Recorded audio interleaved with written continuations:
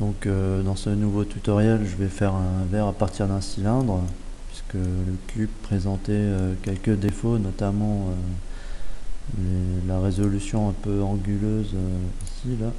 Le lissage doit être assez élevé pour avoir quelque chose de lisse. Il faut monter au niveau 3 pour avoir une apparence, une surface lissée, et en même temps le verre est pas très rond, parce qu'il part de face carrée. Donc je vais rajouter le cylindre avec majuscule A pour faire apparaître le menu des objets. Je vais choisir un mesh, donc un objet filaire.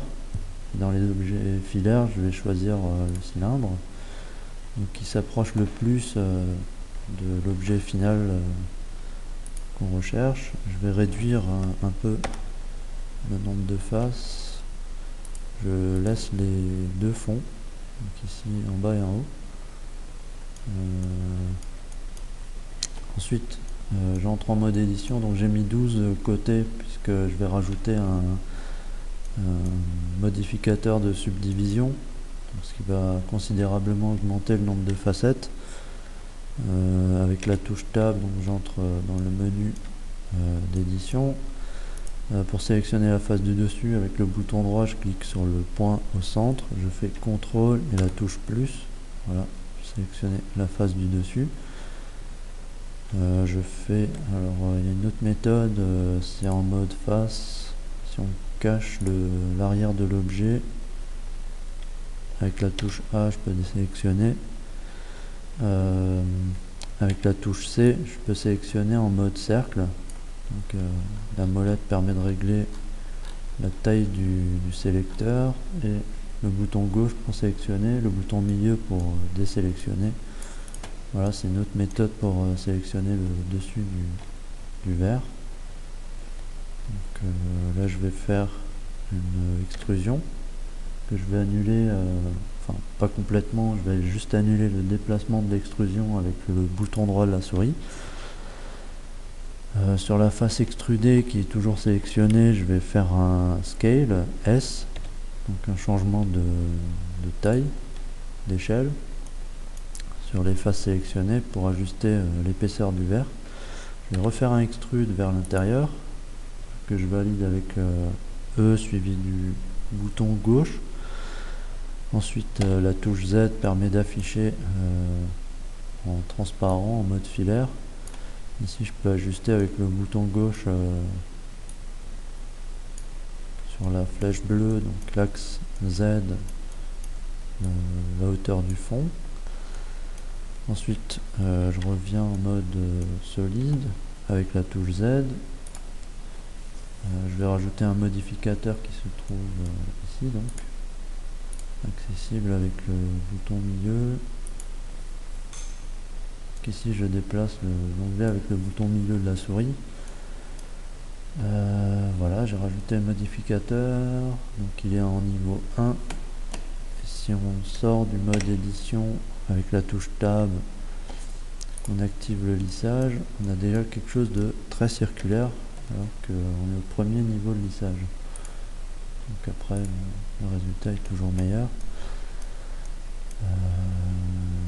CTRL R, donc avec cette fonction va me permettre de couper, de définir les angles des bords du verre, du cylindre. Donc je fais un CTRL R, je déplace ma souris sur l'objet et je valide une fois avec le bouton gauche, donc sur les faces extérieures, et une deuxième fois après déplacement vers le bas de l'arête de coupe, donc ici la ligne, avec le bouton gauche, et je refais l'opération, donc CTRL R, bouton gauche, déplacement, bouton gauche. Donc ici j'ai affûté les bords du verre, je fais pareil à l'intérieur. Donc ici je suis en mode non transparent, donc je sélectionne par la vue. Sinon je peux sélectionner, alors CTRL R, je clique, je déplace, là j'ai un aperçu du résultat. Et sinon, si je suis dans une vue, par exemple avec la touche 1 du pavé numérique, donc la molette pour réajuster le zoom, la touche 5 enlève la perspective. On va choisir une autre vue 3, donc la touche 3 du pavé numérique. Donc là je suis en vue de profil, donc Z, Y ici. Donc c'était juste pour pas avoir les deux verres superposés. Pour sélectionner l'intérieur, je vais désactiver ici la transparence et faire un CTRL R, donc sur des faces intérieures. Alors CTRL Z, je refais CTRL R. Donc là on voit bien, on est à l'extérieur et là à l'intérieur, du fait de la largeur du cylindre, comme c'est orthogonal la vue. Voilà. Donc avec la touche 5, je peux remettre la perspective. Avec le bouton au milieu, je me déplace toujours. Et voilà, j'ai fini mon verre. Donc c'est une succession de lignes de coupe. Donc j'enlève de nouveau les faces cachées. On peut afficher les lignes finales ici avec, donc je peux élargir ici avec Apply Modifier to Editing Cage during Edit Mode. Donc ici on a le résultat final pendant l'édition de l'objet. Voilà. On a les points dans leur position finale avec l'effet ici. On peut faire apparaître ou non. L'aspect brut et l'aspect affiné. Voilà. Sinon, pas plus de détails. Donc ici, on voit bien le verre est circulaire. C'est pas trop anguleux. Je suis à un niveau 1 pour la résolution de la subdivision. À côté, le verre n'est pas circulaire, donc à partir du cube. Et je suis à un niveau 3 pour le nombre de subdivisions. Voilà. Donc je sais pas combien on fait. Combien de facettes on a sur CTRL Z.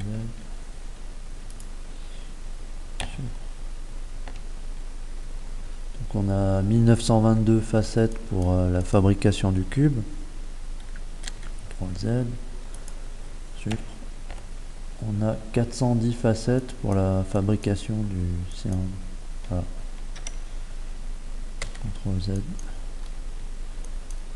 Donc la grosse différence réside dans